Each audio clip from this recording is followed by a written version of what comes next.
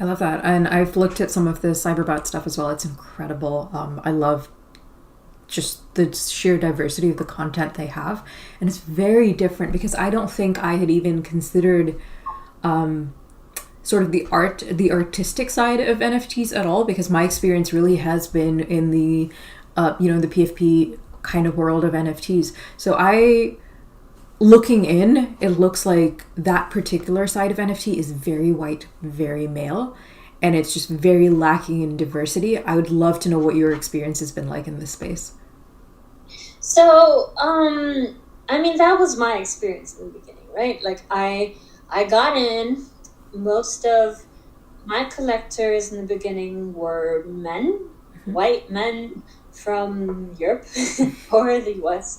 So it definitely was a little bit, I want to say like uncomfortable for me, because I felt like I wasn't connected to people that were like from my background, that were women.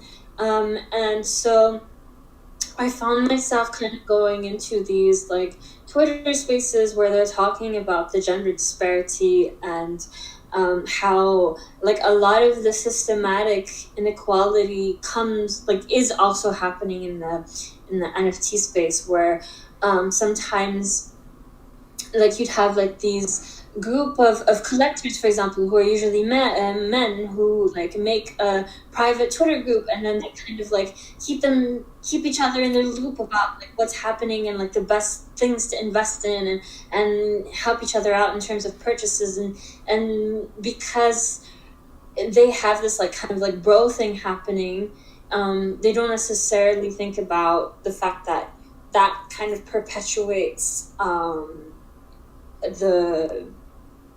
a disparity of but like no one is not I'm not going to say no one is investing in women art, because that obviously like this is changing as well, but it's just you can feel that inequality in the art space a little bit less. Like it's getting better, even though I wouldn't say that it's like completely done, but like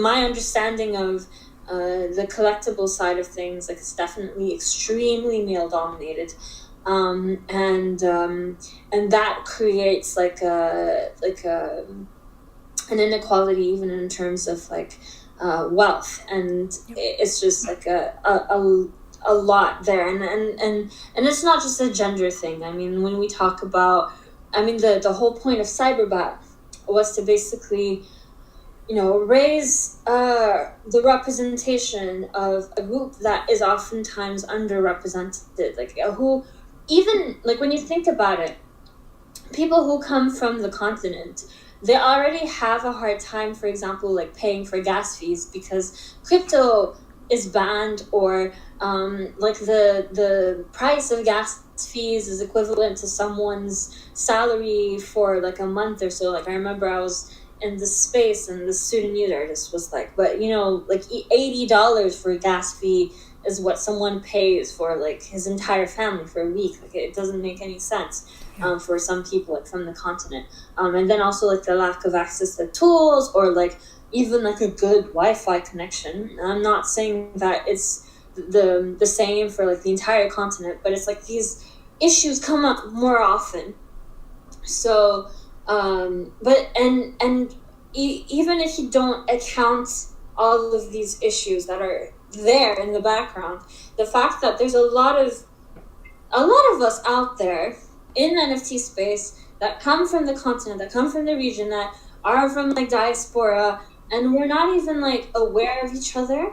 Yeah. Like I was once in this Twitter space, and we were just like talking about how people from North Africa are underrepresented in space, and then like 8 of them were Sudanese, and we were all like introducing each other, like where we were from and everything, and so someone was like, yeah, I'm from Sudan, and another person was like, I am also from Sudan, and another person was like, I am also from Sudan, and then we all looked at each other and we were like, wow, like would you guys even know that you were from where you were from if there weren't any of those opportunities to connect people together? And I feel like it's so much easier for people who are, let's say, like in Western regions, to feel that connectedness, and it takes more of an effort for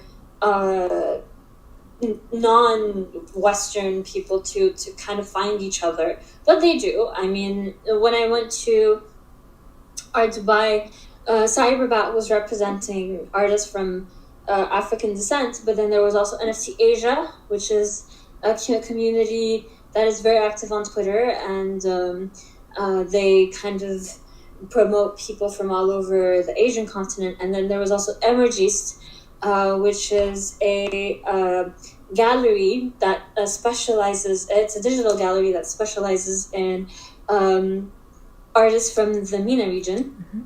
So there's definitely that effort to represent people from all over the world, but people are trying. They're trying to represent themselves as much as possible, and trying to counteract that male, white dominated group